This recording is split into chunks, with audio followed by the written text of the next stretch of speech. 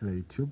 So today we are in our process of charcoal making, and we are almost halfway in the building the charcoal.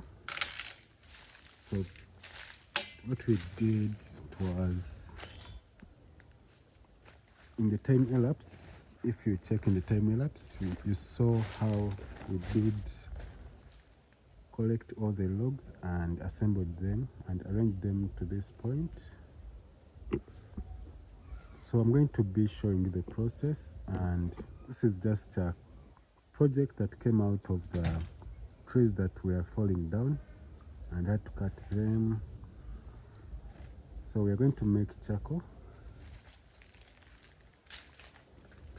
So this is how they arrange the logs, and if this is good, you can contact, and if you think that you can also do this, you can also contact us. So what I have here, it's very simple, something new. So I'm recording it from scratch, and I want you to see what's happening.